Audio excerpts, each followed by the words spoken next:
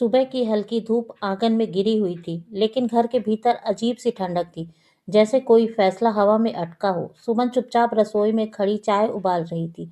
उसके हाथ कांप रहे थे और उबलती चाय की आवाज उसके भीतर के डर से मिलती जा रही थी।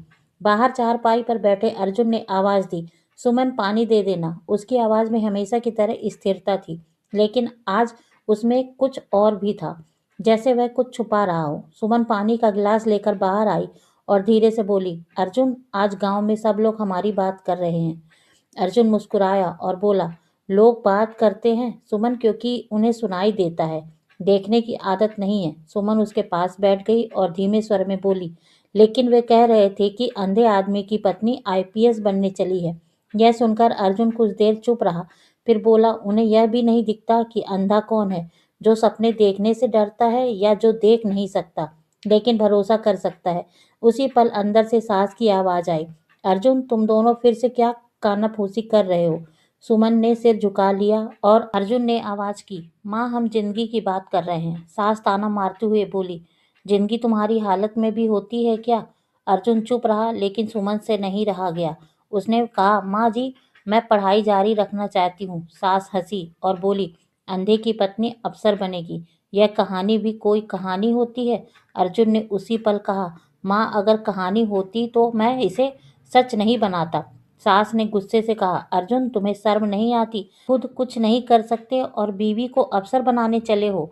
अर्जुन ने बहुत शांत स्वर में कहा, माँ, मैं देख नहीं सकता लेकिन समझ सकता हूँ, और मुझे सच समझ आ रहा है कि सुमन अगर रुकी तो टूट जाएगी। उस दिन सुमन पहली बार रोई नहीं, उसने सिर्फ अर्जुन का हाथ पकड़ लिया, जैसे कह रही हो कि मैं अकेली नहीं हूँ। रात को सुमन किताबों के बीच बैठी थी, लेकिन अक्षर धुंधले हो रहे थे। अर्जुन पास में बैठा उसकी किताबें छूकर क्रम से रख रहा था। उसने पूछा, डर लग रहा है? सुमन ने कहा, बहुत ज्यादा। अर्जुन मुस्कुराया और बोला, तो ठीक है, डर उसी को लगता है जो आगे बढ़ रहा हो। उसी रात अर्जुन बाहर से निकला और गांव के साहूकार राम सेवक के घर पहुंचा। राम सेवक ने आवाज से पहचान लिया और बोला, अरे अर्जुन, कैसे आना हुआ? अर्जुन ने कहा, कर्ज चाहिए राम सेवक। राम सेवक हंसा और बोला, किस लिए अर्जुन? अर्जुन ने बिना रुके कहा, मेरी पत्नी की पढ़ाई के लिए, वह अफसर बनेगी। राम सेवक ने ताना मारा, अंधे आदमी के सपने बहुत महंगे होते हैं। अर्जुन ने जवाब दिया, हाँ, इसलिए तो कर्ज लेने आया हूँ। साहूकार ने शर्त रखी, ब्याज ज्यादा होगा। अर्जुन ने बिना सोचे कहा, मंजूर है। राम सेवक ने पूछा, गिरवी क्या रखोगे? अर्जुन ने कहा, मेरा आत्मसम्मान, क्योंकि और कुछ बचा नहीं। उस रात अर्जुन खाली हाथ नहीं लौटा, वह कर्ज के कागज और भारी सांसों के साथ लौटा। सुमन ने पूछा, कहाँ गए थे? अर्जुन ने कहा, सपनों की कीमत तय करने।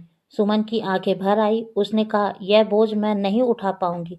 अर्जुन ने उसका हाथ पकड़कर कहा, बोझ नहीं है सुमन, यह मेरा विश्वास है, और विश्वास कभी भारी नहीं होता। बाहर अंधेरा गहरा रहा था, लेकिन उस घर में पहली बार अंधेरे से नहीं, डर लग रहा था, क्योंकि जहाँ देखने की जरूरत नहीं, वहाँ भरोसा रास्ता बन जाता है। समय धीरे धीरे नहीं बीत रहा था। समय सुमन के सामने रोज परीक्षा बनकर खड़ा हो रहा था। सुबह 4 बजे उठकर वह चुपचाप किताब खोलती थी, ताकि घर के ताने नींद से पहले शुरू ना हो। अर्जुन पास वाली कुर्सी पर बैठा रहता, उसकी उंगलियां मेज के कोने पर टिकी होती, जैसे वह शब्दों की आवाज सुन रहा हो। सुमन ने एक दिन थकी आवाज में कहा, अर्जुन, मुझसे नहीं हो रहा। अर्जुन ने बिना घबराए पूछा, आज कौन सा डर बहुत बड़ा लग रहा है? सुमन ने किताब बंद करते हुए कहा, यह कि अगर मैं हार गई तो तुम्हारा कर्ज, तुम्हारी बेइज्जती, सब मेरी वजह से होगी। अर्जुन ने बहुत धीरे से कहा, अगर तुम हार भी गई तो यह कर्ज शर्म नहीं बनेगा। शर्म तब होती अगर तुम कोशिश भी ना करती। पहला एग्जाम आया। सुमन बाहर शांत से बैठी थी, लेकिन भीतर उसके हाथ कांप रहे थे। सेंटर के बाहर खड़े लोग बातें कर रहे थे। किसी ने कहा, सुना है, इसका पति अंधा है। सुमन ने यह सुना और पल भर को रुक गई। उसी पल अर्जुन की आवाज उसके भीतर गूंजी, जो उसने सुबह कहा था, तुम दूसरों की आंखों में मत देखना। सुमन अंदर गई, लेकिन जब रिजल्ट आया तो उसका नाम सूची में नहीं था। वह देर तक कागज को देखती रही, फिर घर आकर बिना कुछ बोले चारपाई पर बैठ गई। अर्जुन ने पूछा, हो गया सुमन? सुमन ने सिर हिला दिया और पहली बार फूट फूट कर रोई। उसने कहा, मैंने सब बर्बाद कर दिया। अर्जुन ने उसका सिर अपने कंधे पर रखा और कहा, नहीं सुमन, आज सिर्फ यह पता चला कि मंजिल अभी बाकी है, लेकिन समाज को यही पल चाहिए था। सास ने ताना मारा, कहा था ना, अंधे आदमी की बीवी क्या बनेगी। साहूकार राम सेवक घर आया और बोला, ब्याज बढ़ेगा। अर्जुन ने बिना आवाज ऊंची किए कहा, बढ़ा दो। राम सेवक हंसा और बोला, भरोसा बहुत महंगा पड़ रहा है।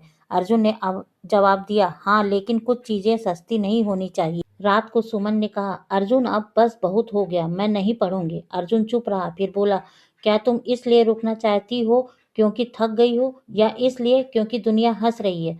सुमन ने आंसू पोंछते हुए कहा, क्योंकि मैं तुम्हें और कर्ज में नहीं डाल सकती। अर्जुन ने उसका हाथ थामकर कहा, मैंने कर्ज पैसों के लिए नहीं लिया सुमन, मैंने कर्ज उस दिन लिया था जिस दिन मैंने तुम्हारे सपने को अपना माना था। दूसरी कोशिश में सुमन बदली हुई थी। अब वह खुद से डरना छोड़ चुकी थी। वह हर सवाल में सिर्फ जवाब नहीं ढूंढती थी, बल्कि अपनी कहानी रखती थी। रिजल्ट आया और इस बार उसका नाम था। सुमन कागज लेकर घर भागी और चिल्लाई, अर्जुन मेरा नाम है। अर्जुन ने उसकी आवाज में जीत सुन ली। उसने कहा, मुझे पता था, क्योंकि इस बार तुम डर के लिए नहीं, खुद के लिए लड़ी हो। ट्रेनिंग के दिन कठिन थे, दूर रहना आसान नहीं था। रात को फोन पर अर्जुन पूछता, खाना खाया? सुमन जवाब देती, हाँ। फिर चुप हो जाती। अर्जुन कहता, रो रही हो सुमन? कहती, नहीं। और अर्जुन मुस्कुरा कर कहता, झूठ मत बोलना, मुझे दिखता नहीं लेकिन महसूस हो जाता है। जब फाइनल रिजल्ट आया और सुमन आईपीएस बनी तो मीडिया ने पूछा, आपके पति को क्या कहना है? अर्जुन ने माइक थाम कर कहा, मैं देख नहीं सकता, लेकिन आज मुझे साफ दिख रहा है कि मेरी पत्नी उस अंधेरे को हराया है जिससे दुनिया डरती है। सुमन ने वही खड़े होकर कहा, अगर अर्जुन साथ ना होते तो मैं खुद पर भरोसा नहीं कर पाती। सुमन घर लौटी तो सास की आंखों में आंसू थे। उसने कहा, मुझे माफ कर देना सुमन। सुमन ने उनके पैर छूते हुए कहा, माँ जी, अब मुझे किसी से माफी नहीं चाहिए। बस इतना काफी है कि आज आप मुझे अपनी बहू से पहले इंसान मान रही हैं।